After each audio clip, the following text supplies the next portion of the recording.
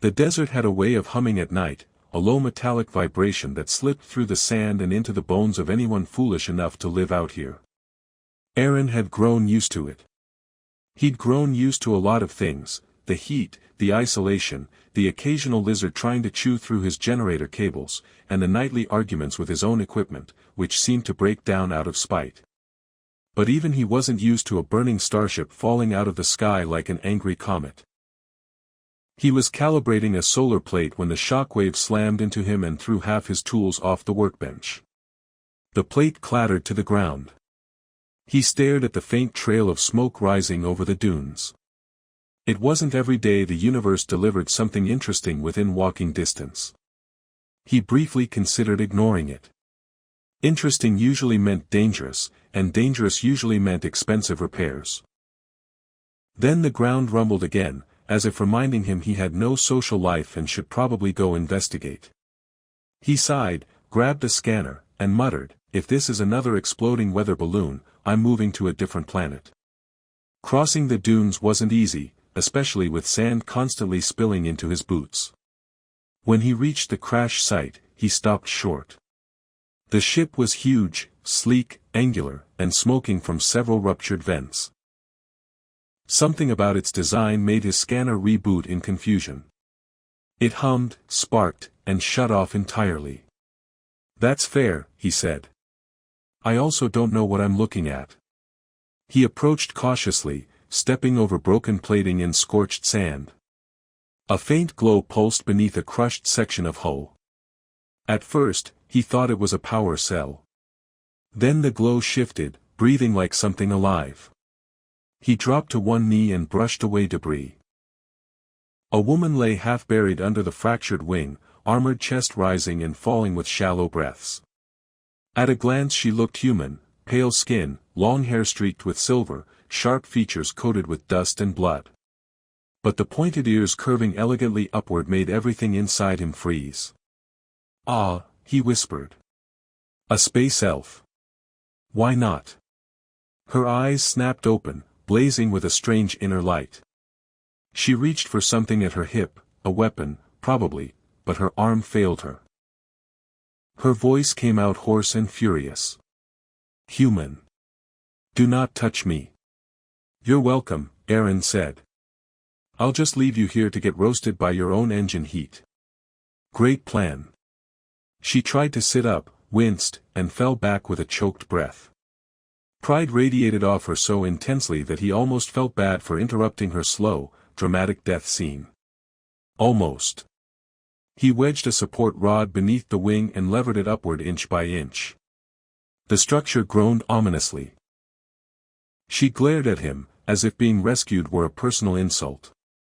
When he slid his arms beneath her shoulders to pull her free, she attempted one more threat. "If you harm me, my people will." Yeah, he said. "Destroy my planet, turn my bones into soup, claim vengeance for eternity." "Can't do any of that if you're dead. Lift your head a little." Her response was something like a growl, but she obeyed. When he managed to drag her clear of the wreck, he realized just how heavy her armor was. He nearly toppled over when she slumped against him, unconscious again. "That's great," he muttered, adjusting his grip. "Just go ahead and faint. I love carrying strangers through sand. It's my favorite hobby." The trek back to his outpost was long, slow, and filled with muttered complaints aimed at the universe in general. By the time he reached his workshop, his arms trembled and he was cursing every star in the sky. He laid her gently on the diagnostic bed. Well, as gently as the stubborn machine allowed, and activated its scanner. Lights flickered uncertainly, then steadied. The readout scrolled in a language he didn't recognize. The machine beeped in confusion. "Same, buddy," Aaron said. "Same." He cleaned her wounds with makeshift medical supplies. Her armor was impossibly advanced, self-repairing fibers that stiffened when he touched them. Her veins glowed faintly beneath her skin, pulsing like distant starlight. Whoever she wasn't some random traveler. Hours later, she stirred again, eyes opening slowly. Her gaze darted across the workshop, then landed on him with a mix of suspicion and disbelief. "You brought me here," she said. "Well, you weren't exactly in a position to walk," he answered. "Or threaten me again. Though I'm sure you'll manage that soon." She tried to sit up. The bed stabilizer clamp engaged automatically, preventing her from tearing open her wounds. She bared her teeth. "Release me. You're not stable." "I am Kaelrin of the Draken Vanguard," she said, voice gaining strength. "I do not need your assistance." "Great. You also don't need your internal organs leaking, but here we are." Her expression tightened. "I have never been tended to by a human." "Trust me," he said. "I've never tended to whatever you are. So we're both having a weird day." A faint flicker of amusement crossed her face before she crushed it with warrior discipline. She shifted slightly, and one of his wrenches rolled off a nearby shelf and clanged against the floor. She reacted instantly, her hand flashing out, so fast he barely saw it. The wrench was caught midair. He blinked. "Okay, that was cool." She blinked back, clearly not expecting praise. "Reflex. Right. Well, if you feel good enough to catch tools, you're either healing or running on pure stubbornness." She tilted her head, studying him with an intensity that made him uncomfortable. "Why did you help me?" He shrugged. "Would you believe I'm a good person?" "No." "Fair.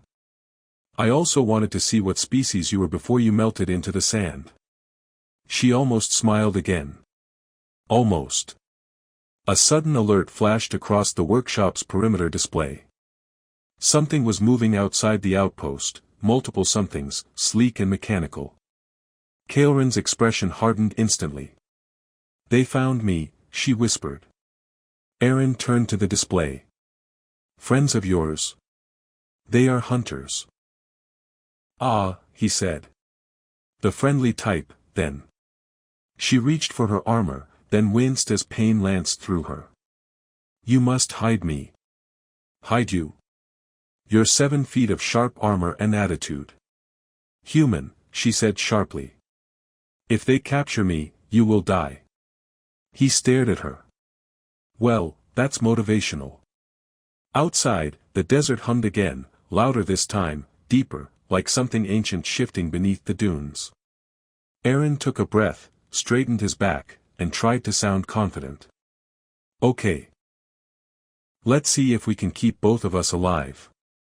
But just so we're clear, you owe me. Big time." Kaelrin's eyes softened just enough to reveal a sliver of respect. "I will repay my debt," she said. "Good," he replied. "Because I'm definitely sending you the bill for this later." The hunters closed in, shadows moving like knives across the sand, while inside the workshop, a wounded warrior and a sarcastic human prepared for whatever the galaxy was about to throw at them next. The outpost lights flickered as the perimeter sensors strained to keep up with the movement outside. Aaron pressed his face to the dusty window, squinting at the dunes shifting under moonlight. Sleek silhouettes glided over the sand, small, fast, and far too coordinated to be wildlife. They left no tracks. They didn't bother with noise. They simply moved, precise and predatory. Kaelrin pushed herself upright despite the diagnostic bed's protests. "Those units are not of this world," she said. "You must shut down all outward signals. Now." Aaron rushed to the console and slammed his hand on the emergency blackout switch. The outpost groaned, then fell into a dim amber glow. "Done. Anything else you want to order me to do? Coffee? Foot rub? Personal shield installation?" She ignored him, focusing on her breathing as she tried to stand again. The stabilizer clamp hissed irritably and tightened. Aaron slapped the release before she ripped it apart. Okay. Stop wrestling my medical bed. It loses every fight, but it's expensive." Kaelrin steadied herself, one hand braced against the wall. Even weakened, she radiated the kind of presence usually reserved for battle commanders or angry thunder gods. "I cannot face them yet," she said. "My strength has not returned." "That makes two of us," Aaron muttered. "I'm great at fixing engines, awful at fighting shiny murder robots." A soft pulse of blue light rolled across the sand as one of the machines deployed a scanning array. The beam slid over the outpost, humming through its walls. Kael'ren flinched, as if the light itself carried a memory. Aaron glanced at her. "Are these government-level bad guys, or full-on galaxy-ending villains? Just so I know how panicked to be." "They are Draken hounds," she said. "Assassin drones. They track energy signatures, heat trails, and life patterns. If they identify my presence, they will not stop until I am eliminated." "Okay," he said slowly. "So, full panic." Kael'ren sank onto the edge of the bed, her breathing uneven but her focus razor-sharp. "Your outpost is primitive, but that may work in our favor. Its systems produce minimal trace. If we remain silent, the hounds may move on." Aaron nodded. "Right. Silent. Good. Easy. Except," he pointed to the far corner, where his generator whirred loudly with a sort of mechanical wheeze. "It does that when it's stressed." Kael'ren listened as the generator wheeze escalated into a painful rattle. "Your machine is dying. It does that too." Another scan rolled over the building, brighter this time. The walls vibrated. Aaron winced. "That can't be good." Kael'ren pushed herself to standing again. "I must mask my signature. Your environment is insufficient." "Oh great," he said. "She's insulting my furniture now." She ignored him. "You must create interference." Aaron threw his hands up. "Interference with what? The drones or their scanners or, never mind, I'll figure something out." He sprinted to the workshop shelves and grabbed the nearest items that looked remotely sabotage-worthy: 3 flux coils, a cracked phase battery, and a metal bowl that he was pretty sure had once been part of a coffee machine. Kael'ren watched him assemble the pieces on the floor in a chaotic pile. "What are you doing?" "Improvising," he said, twisting wires together with a confidence that made absolutely no sense. "This is called a noise bomb." "That is not a bomb." "It will be," he said, "if the battery overheats." Her brows drew together. "You intend to start a fire?" "No," he said, "I intend to create a burst of electromagnetic nonsense so dense that those drones forget what they're scanning. The fire is a possible bonus." She stared at him. "You are a strange human." "Thanks. My mother says the same thing." He shoved the contraption under a metal crate and braced himself. "Ready?" She looked toward the window. The nearest hound paused, its scanning dish rotating like an ear catching a distant whisper. "Activate it," she said. Aaron slammed the plates together, completing the circuit. A blast of soundless static erupted through the air. The outpost lights flickered violently. The floor hummed. Outside, the hounds froze mid-motion, confused by the sudden burst of scrambled data. Aaron grinned triumphantly. "See? Works every time." "Well, every other time. Occasionally." Kael'ren's posture relaxed by a fraction. "You may have bought us minutes." "Minutes are great," he said. "Minutes are my specialty." But one hound suddenly tilted its head, its sensor beam narrowing as it locked onto something. Kael'ren stiffened. "It is reading my armor residue," she whispered. "My battle suit carries a permanent combat signature." Aaron cursed under his breath. Outside, the hounds began converging on the outpost's north wall. Aaron grabbed Kael'ren's arm. "Okay, new plan." "Hide." "Where?" she asked. He pointed toward a narrow maintenance compartment beneath the floor. "There." She looked at the hatch, appalled. "That is too small." It's either that or I try to convince the drones we're a book club. She muttered something in her own language. Something that sounded like an insult, and squeezed herself into the compartment with impressive flexibility for someone half dead. Erin sealed the hatch and whispered, "Don't breathe loud." Her voice echoed faintly. "I do not breathe loud." "Okay, well, don't start." The door's proximity alert beeped as one of the hounds approached. Erin ducked behind his workbench, heart hammering. A shadow fell across the window. Something metallic scraped against the outer plating. The wall sensors dimmed. Then a beam of scanning light pushed through the cracks around the doorframe. Erin stayed perfectly still, holding his breath so hard his lungs felt like they were shrinking. The drone clicked, calculating. Another drone joined it. Then a third. Kaelrin whispered from beneath the floor, "Is it gone?" Erin whispered back, "No." "Stop talking, gods, stop talking." The hounds paused again. One lifted a long, sharp appendage and scraped it across the door as if testing its integrity. Erin's forehead dampened with sweat. He prayed to every known deity, including several he invented on the spot. After several agonizing seconds, the drones withdrew. Erin exhaled so loudly that Kaelrin hissed from beneath the floor, "Quiet." "Right. Sorry," he whispered. The drones shifted away, pacing a wider circle around the outpost but slowly drifting toward the canyon ridge. Their movements grew less synchronized, less intent. Erin counted 30 full seconds after the last shadow faded before opening the hatch. Kaelrin emerged, limbs unfolding with regal irritation. "That was undignified," she said. "You're welcome," Erin replied. "Next time I'll hide you in a nicer box." She straightened, brushing dust from her armor. "We must move the outpost. They will return." "Move it where?" he asked. "It's not exactly portable." Kaelrin studied him with a mix of disbelief and reluctant respect. "You repaired my body with broken tools and duct tape. Surely you can relocate a building." "That's not how buildings work," he said. "It is how survival works." Erin rubbed the back of his neck. "Right. Well. If we're relocating, we'll need a plan. Supplies. Something resembling logic." Kaelrin's expression softened slightly.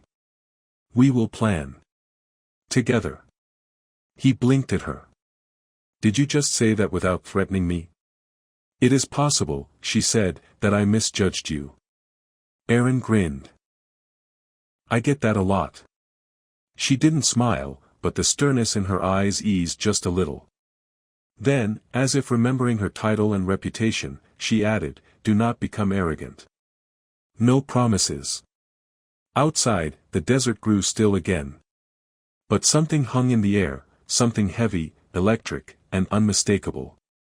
The drones weren't the only threat coming. Kaelrin sensed it too.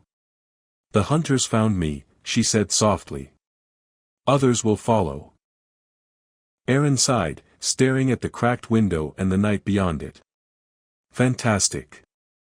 I always wanted to be popular." Kaelrin looked at him like he was insane. And despite the danger, despite the assassins, despite the near-death hiding session in a metal hatch, Erin felt a flicker of something warm in his chest. He wasn't alone anymore. And that, somehow, was more terrifying than the drones. Erin woke to the sound of metal cracking somewhere inside the workshop, followed by Kaelrin whispering something that definitely sounded like a curse. He jolted upright, nearly tripping over a crate of spare capacitors. "Please tell me that wasn't the generator," he said, rubbing sleep from his eyes. "It was your table," Kaelrin answered without looking at him. He stared at the splintered remains of what used to be his only decent surface for eating, repairing things, and acting like an adult. "That was my favorite table. It was structurally weak. It was fine until you sat on it." "I did not sit," she said. "I attempted a stretching technique. You stretched like a meteor hitting a satellite." She gave him a sideways glare but didn't argue further. He took a breath, reminding himself that she was still healing, and that telling the galaxy's strongest warrior she needed to be more gentle might result in him becoming part of the floor. Aaron walked to the console and checked the perimeter scans. Nothing hostile appeared on the displays, but the drone activity from last night had left him uneasy. "We've got a few hours before they sweep the area again," he said. "Maybe longer. Maybe shorter. The universe loves keeping me confused." Kaelrin tightened the straps on her armor, wincing at the bruises beneath. "I must recover quickly," she said. "The hounds were only scouts. The true threats will follow." "Great," he muttered. "Can't wait." She didn't respond, but her silence carried tension. Her thoughts were elsewhere, on whoever had sabotaged her ship, on why her own empire wanted her dead. Aaron knew better than to pry. He had learned something already about warrior types: ask one personal question and suddenly you're in a duel or a dramatic monologue about honor. Instead, he returned to the console. "We need more defenses," he said. "Real ones, not noise bombs made from kitchenware." She watched him gather tools. "Your improvisation has limits." "Everything I do has limits," he said. "I just like pretending it doesn't." He opened a storage drawer and began assembling parts on the floor. Kaelrin crouched beside him, her long ears twitching each time a piece of metal clinked. "What is the purpose of this device?" "A turret," he said. "Or what I hope will be a turret. Last time I built one, it shot itself. That seems inefficient. It was having a bad day." She studied the components with the seriousness of a surgeon. "These pieces do not match." "That's the point," he said. "If the enemy can't predict how it works, they can't counter it. That is not how engineering works. It is exactly how my engineering works." She didn't argue. Aaron suspected she had realized that arguing with him was like arguing with a malfunctioning droid, it would continue confidently even when smoking. Kaelrin reached for a plasma coil, but her hand trembled slightly. She hit it instantly, but Aaron noticed. "You're still not strong enough," he said softly. "I am stronger than I appear," she replied. "You appeared to faint on top of me last night." She stiffened. "That was temporary." "Sure. Completely intentional, I'm sure." A faint hint of color touched her cheeks, quickly replaced by a scowl. "Focus on your work." He chuckled and resumed assembling the turret. They worked in silence for a while, Kaelrin testing her recovering strength by lifting and stabilizing components, Aaron wiring and recalibrating the pieces with a mixture of skill and intuition fueled by sheer stubbornness. Eventually Kaelrin spoke again, her voice quieter. "You asked before why my people would seek to eliminate me. You didn't answer." She hesitated, her hands pausing over a circuit board. "In my empire, strength is revered. Any who grow too powerful may be seen as a threat." Aaron blinked. "So, you're too strong for them to handle?" "Some believe my victories disrupt the balance of power." Her jaw tightened. "And power invites fear." Aaron let out a low whistle. "You're telling me you're so good at your job that your coworkers tried to assassinate you? That is one way to describe it. That is a terrible work environment." She almost smiled again. "You cannot understand my empire's ways." "No," he said, "but I'm getting a pretty good picture." Kaelrin's eyes darkened with something deeper than anger. "If they believe me dead, they will set their plans in motion. The hounds were only confirmation. More will come." "Well," Aaron said, tightening a bolt, "then we better make this place harder to find." By midday, the turret was complete, or as complete as something made from starship scraps and Aaron's optimism could be. Kaelrin tested it by tapping the targeting sensor. The barrel rotated instantly and blasted a hole in the ceiling. Aaron yelped, diving behind a crate. "You were supposed to tap it gently." "I did," she said. That was gentle. You have fragile ceilings. I have fragile everything. She calmly toggled the turret off. It works. It works too well, he muttered. The afternoon passed quietly. Kaelrin meditated, her breathing settling into a deep rhythm that made the air around her seem to hum. Aaron worked on improving the outpost's shielding, occasionally glancing at her. The way her wounds were knitting together faster than human biology could dream of was impressive, and slightly unsettling. But every time she opened her eyes, the warrior fire behind them was a little stronger. Before evening, Aaron stepped outside to check the solar array.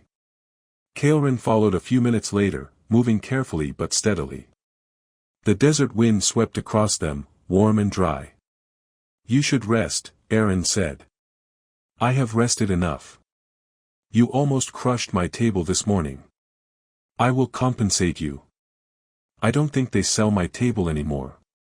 Kaelrin frowned, as if taking that personally. I will construct a stronger one. You can build tables. I can build fortresses, she said. A table is simple. Aaron laughed, rubbing his forehead.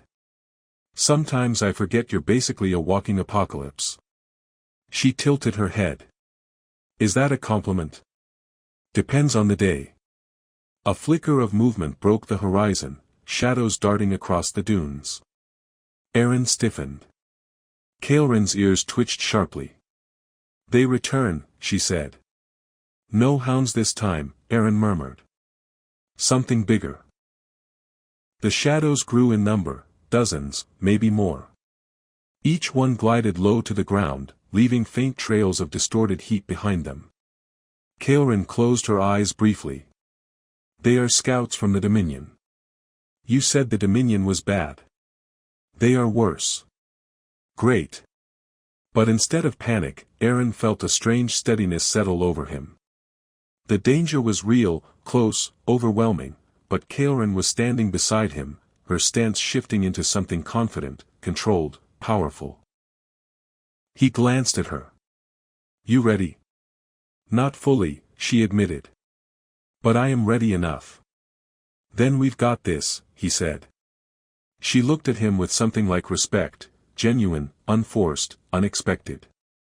You are fearless. I'm terrified, he said. I just hide it well. Her lips quirked. Perhaps you would have made a decent warrior. Please don't recruit me, he said. I already have a full-time job keeping my machines from killing me.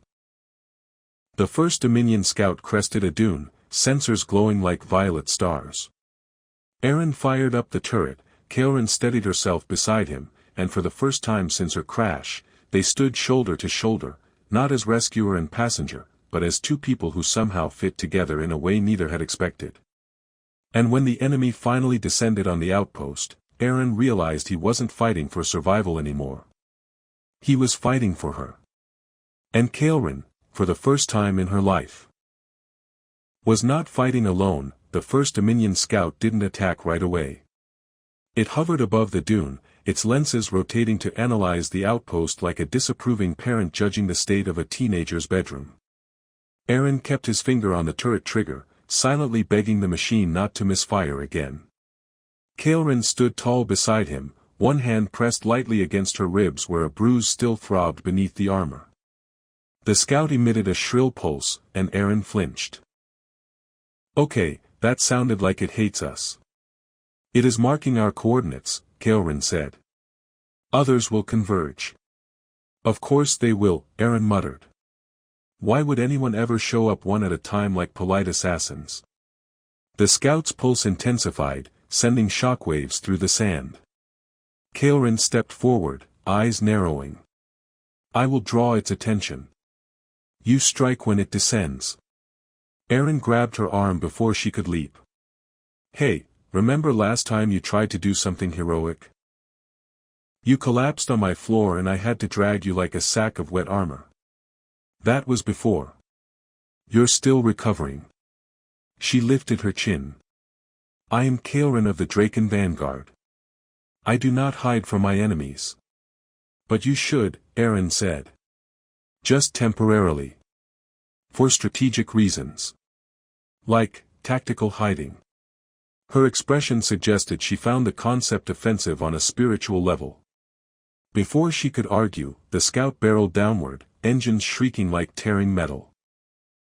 Aaron barely had time to shout before the turret spun toward it and fired a plasma blast that whipped past the drone, missed by several meters, ricocheted off a rock, and nearly hit Aaron.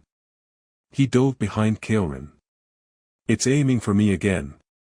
"Your turret has issues," she said. "My turret has trauma." "Then perhaps do not stand near it." The scout swooped closer, scanning Kaelrin with a sharp beam.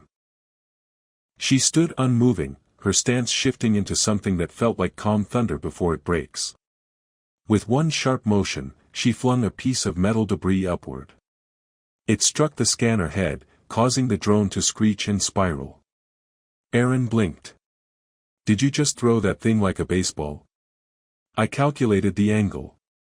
I need you on my sports team." "What is a sports team?" "Never mind. Focus." The scout regained balance and shot forward at terrifying speed. Aaron barely reacted fast enough to grab Kaelrin's arm and pull her behind the remains of his broken solar array. The drone skimmed overhead, slicing a clean line through the panel. "My solar panel," Aaron said. "That took me 2 months to repair." Kaelrin glanced at the smoldering panel. It was an outdated design. "That's not the point." The drone climbed for another attack. Kaelrin rested heavily against the broken metal, her breath shallow. "Okay," Aaron said, "I'm calling it. Plan B." "What is Plan B?" "Blind panic followed by improvisation." "That is not a plan. It's worked every day of my life." He ran toward the workshop, dodging another beam. Kaelrin followed despite the strain, her steps unsteady but determined. They burst through the door just as the drone fired a blast that melted the hinges. Aaron slammed the emergency seal, locking them inside. "Okay. Think. We need something stronger than the turret. Something distracting. Something stupid." Kaelrin looked around the workshop.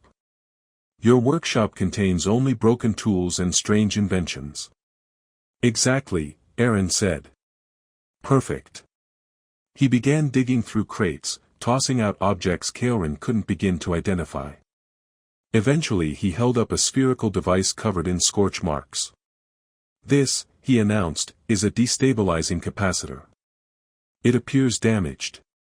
"It appears damaged because it is damaged." "And how does it help us?" "If we overload it, it creates a gravitational hiccup." "A hiccup?" "Yes. Like the universe swallowing its breath for a second." "That sounds catastrophic." "Only mildly." The drone outside screeched again, ramming the sealed door with increasing force. Kaelrin's voice softened. "I can keep it busy while you prepare your hiccup." "No," Aaron said instantly. "Absolutely not. You cannot fight it alone. You can't fight it at all, you're barely standing." She stepped closer, eyes fierce. "I will not allow you to risk yourself because of me." He paused at that, because beneath her warrior's pride was something else, fear not for herself, but for him. He swallowed. "Look, you're the galaxy's strongest warrior, right? When fully restored." "Right. Well, great news, I'm not any kind of warrior, but I'm stubborn enough to fake it." The drone slammed the door again. Cracks spread across the metal. Kaelrin extended a hand toward him. "We do this together." He looked at her hand. Steady, strong, still faintly glowing, and took it. "Together," he said. They moved as one, bursting out of the workshop just as the drone blasted the door inward. Aaron held the capacitor tight, wires dangling like metallic vines. Kaelrin charged forward with surprising speed for someone half-healed. The drone targeted her first, scanning her renewed strength. She ducked beneath its beam and kicked upward, striking the underside of its chassis. The impact dented the alloy. Aaron stared. Okay, that was cool. Terrifying, but cool. The drone spun toward him next. Bad, he shouted. Very bad. Kaelrin leapt between them, deflecting its strike with her armored forearm. Sparks burst across the sand. She stumbled but didn't fall. Aaron twisted the final wire into the capacitor's core. Kaelrin. Move. She didn't hesitate. She dove behind a rock just as he slammed the activation panel. The capacitor lit with a brilliant spiral of blue and violet, and then reality hiccuped. For a split second, the drone compressed, stretched, and snapped backward as if yanked by invisible hands. It spiraled out of control, crashing into the dunes with a metallic shriek. Aaron panted. Yes. Ha. See that? That was brilliant. Kaelrin rose slowly from behind the rock. That was extremely dangerous. Yeah, he admitted. I'm shaking a little. You nearly destabilized the entire outpost. Just a little hiccup. Her lips twitched. Perhaps your plan was not entirely flawed. I'll take that as a compliment. It was not. He smirked anyway. Kaelrin walked toward the fallen drone. Its systems whirred weakly, sparks flickering from its core. As she approached, it played a distorted audio recording, fragmented but still intelligible. Target confirmed. Kaelrin, Priority Sigma, retrieval forces inbound. Kaelrin's expression darkened. They will come in greater numbers. Aaron kicked the drone's shell lightly. Great. More guests. She turned to him, serious. You saved us. No, he said, we saved us. A long silence passed between them, charged, unspoken, strangely warm. Then Kaelrin said, Aaron, you must leave this planet. He blinked. Wait, what? They will destroy anything you care about. Anyone near me is marked by death. That's dramatic, he said. Even for you. It is truth. Well, he said, then they're going to have to deal with the fact that I'm not going anywhere. Her voice dropped, softer than he had heard before.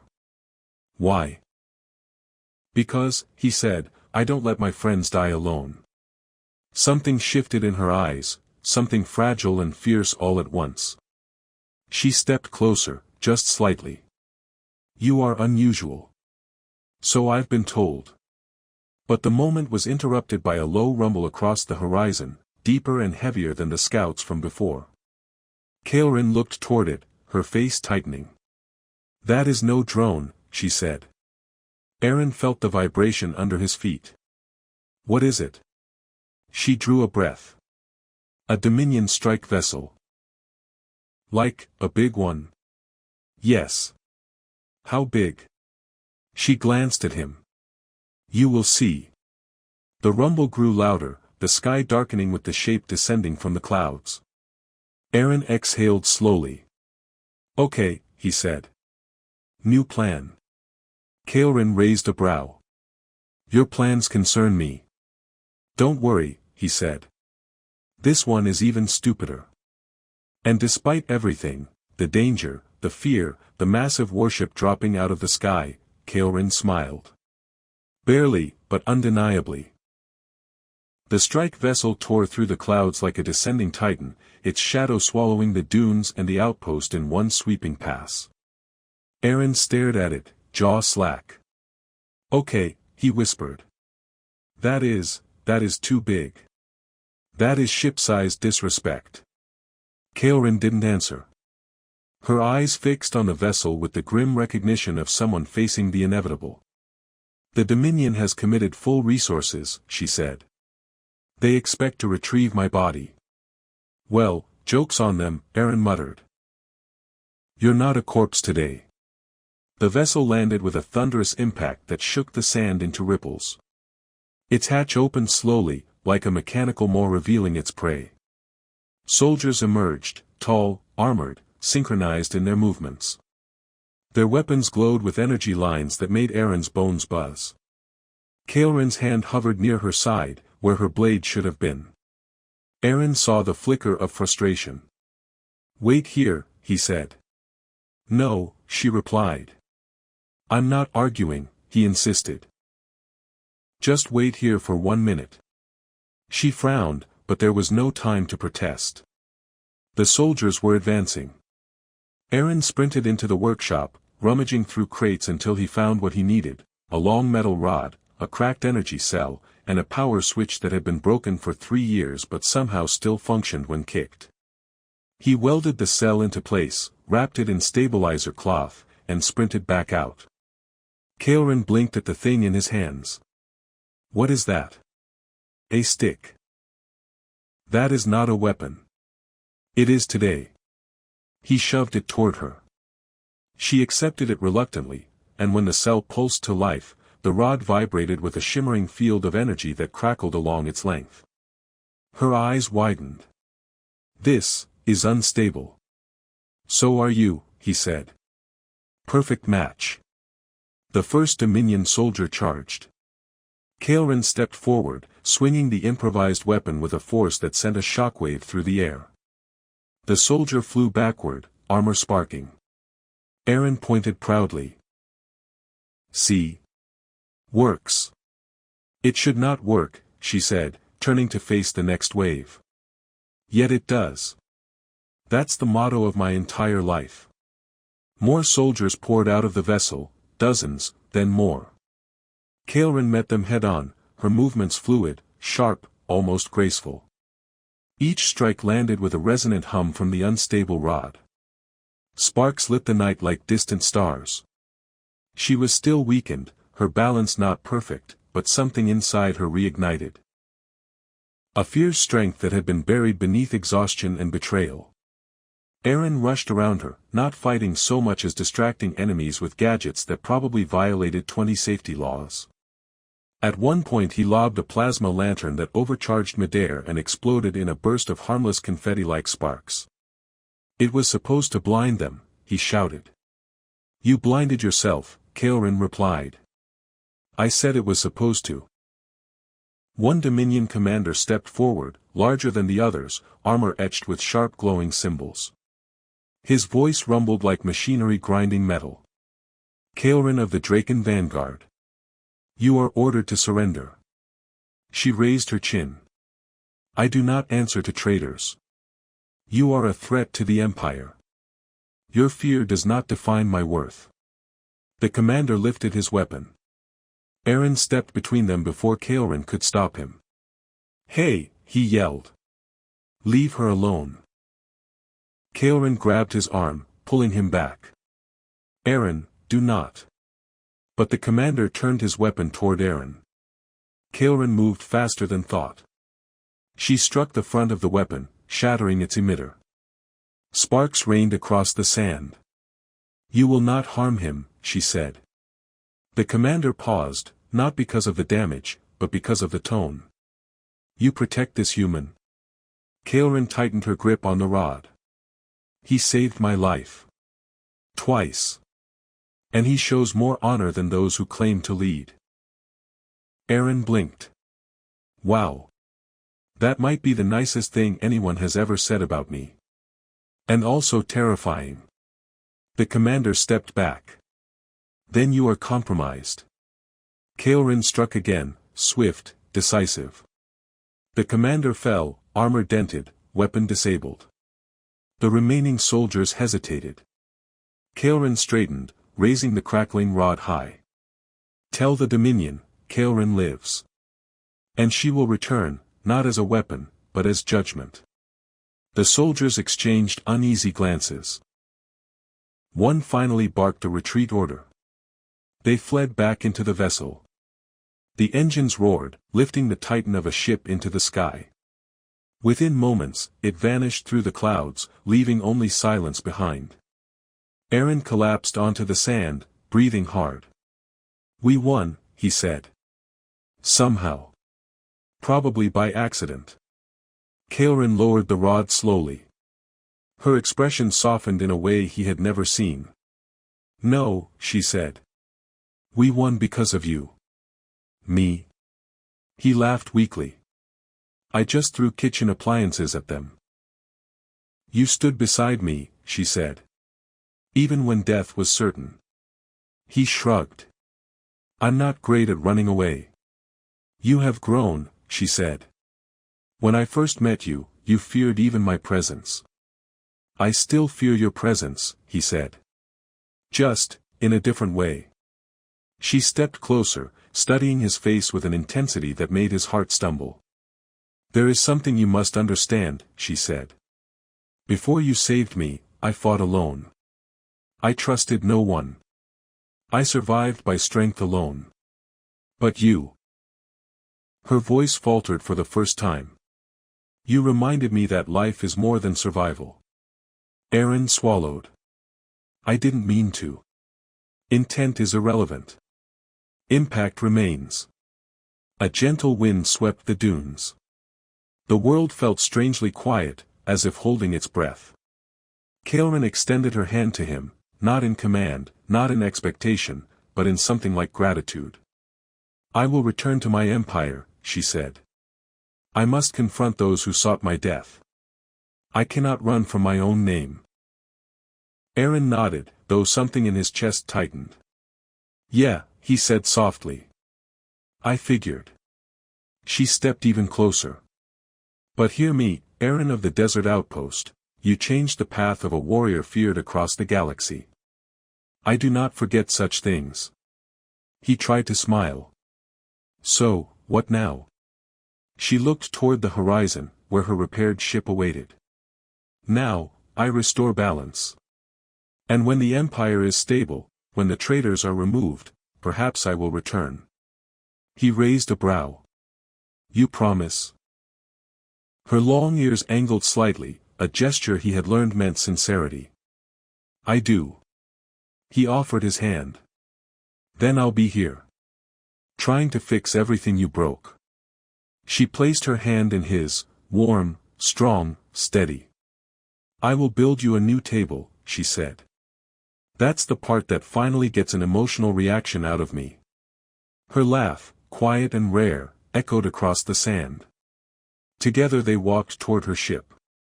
At the ramp, she paused and turned back to him one last time.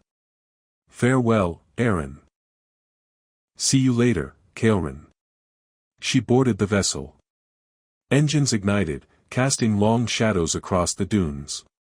The ship rose slowly, then ascended into the sky until it disappeared among the stars. Aaron stood alone in the quiet desert, the wind brushing past him like a lingering memory of her presence. For the first time in years, he didn't feel alone. And somewhere far beyond this world, Kaelin carried with her the one thing she never expected to find on a forgotten desert planet. A reason to come back.